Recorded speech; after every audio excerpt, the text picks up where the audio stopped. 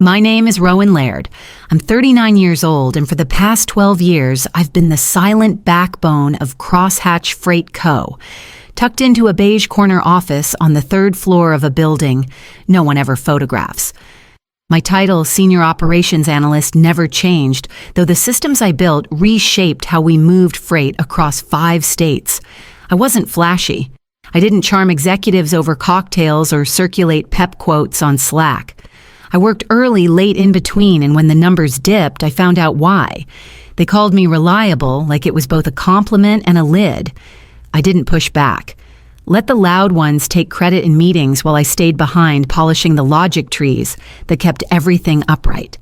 I never needed applause. I just needed the system to work. And it did, until they stopped looking at results and started chasing something shinier. Today is Thursday, the last of the quarter. There's a review meeting at 10, and after that, people expect me to return to my desk like I always do. Pull performance reports, tweak schedules, mentor the newer analysts who still confuse upstream with downstream. But they won't get that today. Not because I'm angry, not because I was overlooked, because this has been in motion for a while now. Quieter than the noise upstairs, but infinitely more permanent. At 9:58, I slide the envelope into my bag. Heavy cardstock, sealed. My name handwritten in the top corner. I spent longer than I care to admit deciding what to write on that paper, what tone to take, what truths to include. Not everyone would understand. That was fine. I wasn't planning to be understood. I was planning to leave exactly the way I worked, quietly, precisely, and impossible to undo. The conference room smelled like burnt coffee and nervous anticipation. I took my usual seat near the back 3 chairs from the wall, same view of the LED screen, same untouched notepad. I'd reviewed the quarterly numbers the night before. Freight efficiency was up, 7.3% bottlenecks in central dispatch were down, and our route optimization software, my software, had finally pushed us below a 2% error rate. It was a solid quarter. But no one looked at me. Adrienne Foster, our director of operations, stood at the front with her signature polished poise. She opened with a few wins sprinkled in the usual performance highlights, then shifted. As we evolve into the next phase of growth, she said we're aligning leadership with the energy and vision needed to inspire change. I knew the language before she even finished the sentence. Tessa Rayner sat 2 seats ahead of me, practically vibrating with self-satisfaction. She wore a white blazer lipstick too bold for a freight room, and that newness that only ever worked in rooms where memory was short. She hadn't even been here 18 months. I'd corrected her freight zone coding in March, but here she was, smiling like she already knew. After the meeting ended, people shuffled out, offering polite applause and empty congratulations. Adrienne caught my eye and gave the smallest tilt of her head. I followed her down the hall without a word. She gestured to the chair across from her desk. "Rowan," she began. "I want to start by saying how much we value your work, your consistency, your systems thinking. You've really anchored this team. That was the first red flag. Praise up front always meant a pivot." But she continued after a lot of careful discussion. "We've decided to move Tessa into the director of ops role." I didn't blink, didn't flinch. I just waited for her to finish. "There's been a shift in our strategic vision," she went on. "Tessa brings a dynamic energy that aligns with our external-facing priorities. We need visibility, leadership, presence." I reached into my bag, pulled out the envelope, and set it gently on the desk between us. "I appreciate the opportunity," I said quietly. "Thank you for everything." Adrienne stared at the envelope like it had bitten her. "Rowan, I don't think this is necessary. We hoped you'd stay on to support the transition." I stood. I won't be transitioning anyone into a role they didn't earn. And with that, I turned and walked out the silence behind me louder than any applause. The envelope sat where I left it, centered, untouched, stark against Adrienne's glass desk. I didn't look back when I left the room, but I knew she wouldn't open it right away. She would wait. Maybe out of politeness, maybe out of fear. There's something unsettling about a resignation that arrives without anger, without raised voices or bruised pride. Just clarity. No one asked what was in it. They never do. People assume its standard 2 weeks notice may be a list of outstanding projects, the obligatory thank you paragraph. They wouldn't imagine what I'd actually included: dates, framework, references, IP declarations, legal confirmations filed months in advance, a sealed letter addressed not to Adrienne but to the corporate legal team, time-stamped and notarized. It wasn't dramatic. It was precise. I'd built something they didn't know existed. Or maybe they did, and they just didn't believe I'd walk away with it still in my hands. In the lunchroom, a few co-workers offered quiet nods. One of the junior analysts, Casey, gave me a sympathetic look but said nothing. The news hadn't traveled yet, or if it had, they hadn't made the connection. They wouldn't understand why I was still calm, why I didn't storm out or beg for reconsideration. They thought I was leaving empty-handed. But what they didn't know was that the envelope wasn't the end, it was the opening move.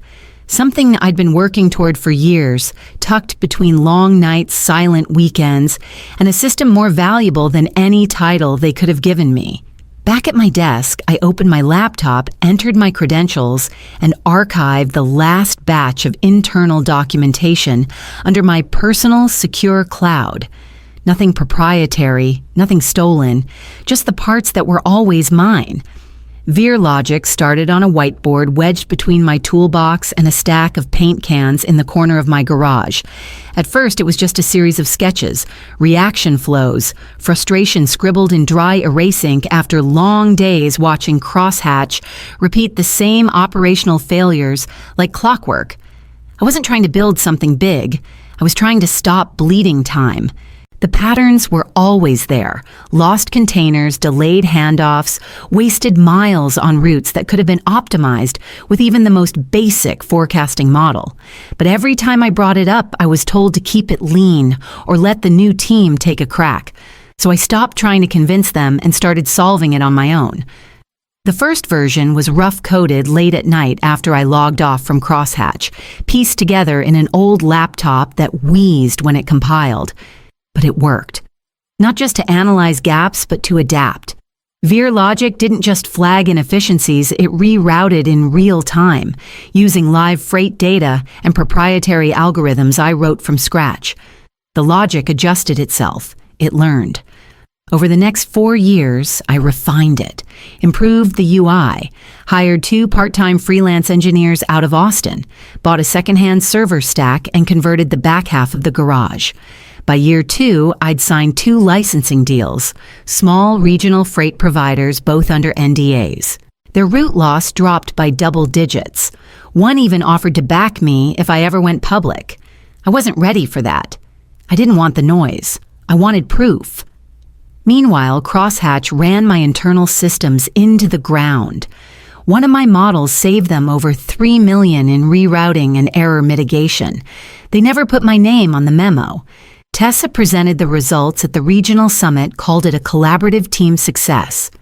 I stood at the back of the room and watched her mispronounce the core features of a system she'd never seen in its entirety. That was when I stopped waiting for recognition. My resignation wasn't an emotional decision. It wasn't about betrayal or pride. It was timing. Quiet, deliberate timing. They were shifting their structure, chasing optics, betting on charisma.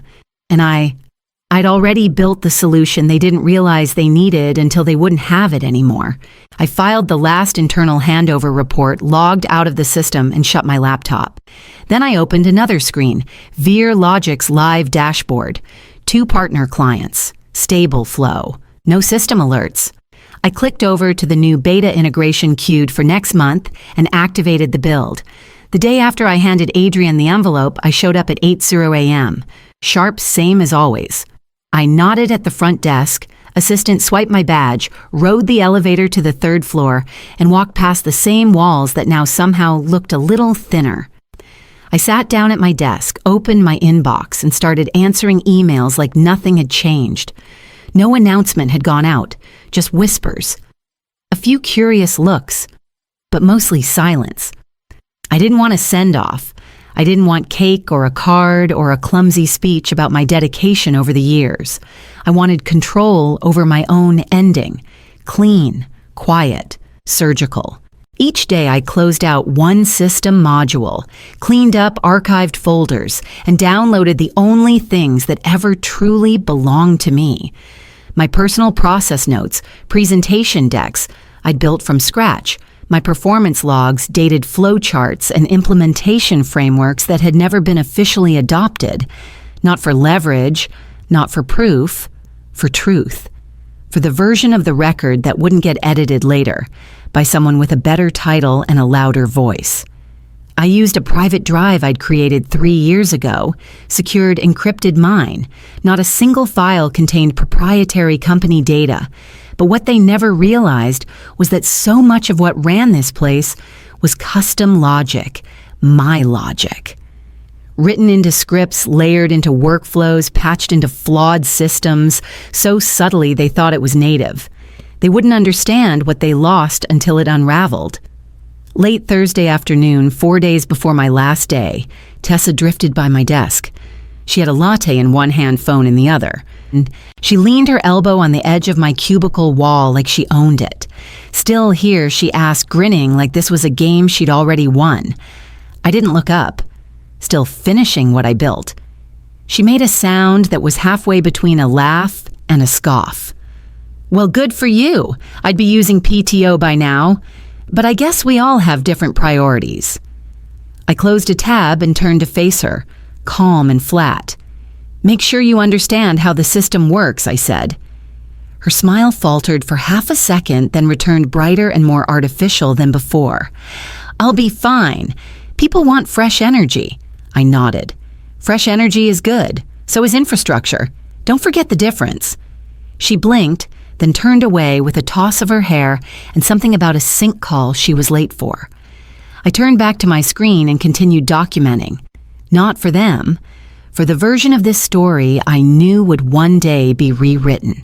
On my last morning at Crosshatch, I left the house the same way I had every workday for over a decade. Coffee in a thermos badge, clipped to my bag shoes, quiet on the pavement. The difference was internal. No anxiety, no second guessing, just clarity. I didn't say goodbye. Not out of bitterness, but because it didn't feel necessary. I'd already said what mattered with the systems I built, the standards I left behind, and the envelope still resting in Adrienne's office unopened as far as I knew. At 4:58 p.m., I logged out for the last time. I cleared my browser, powered down the monitor, and left a neat stack of printed handover notes on my desk. Nothing dramatic, just enough to let the absence echo. On the way out, the office manager offered me a small potted succulent in a ceramic mug that read, "Keep going."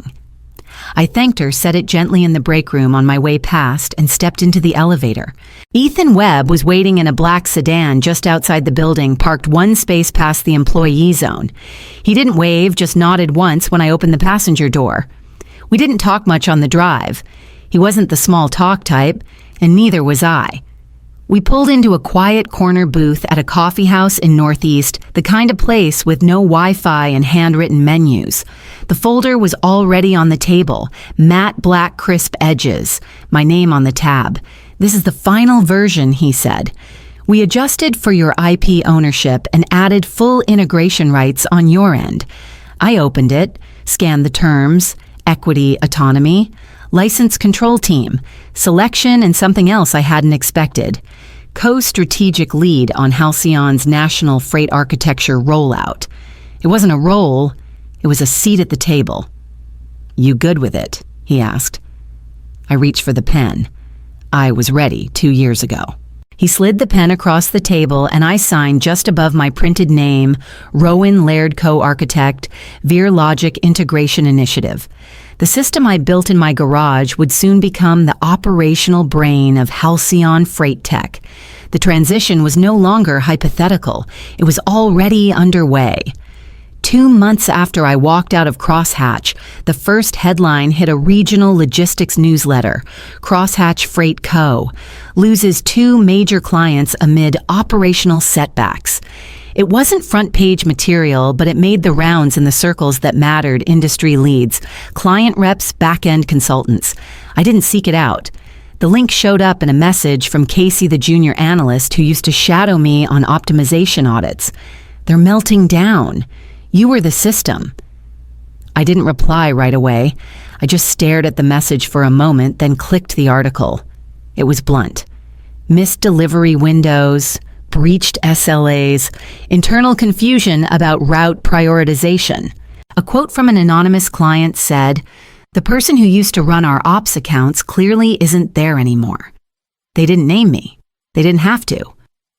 Another message came the following week, this time forwarded from a friend in another company. A smaller blog had picked up an internal leak chat screenshots from staff venting in a private Slack channel. One message read, "Tessa replaced the Monday ops brief with a wellness vision board session." I wish I was kidding.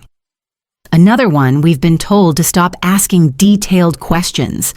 It would have been funny if it hadn't been so predictable. I didn't feel smug.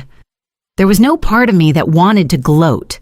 I just felt a steady confirmation deep in my chest, that quiet certainty you get when everything unfolds exactly the way the data said it would. The numbers never lie. The systems either hold or they break. And when they break, you find out who built them.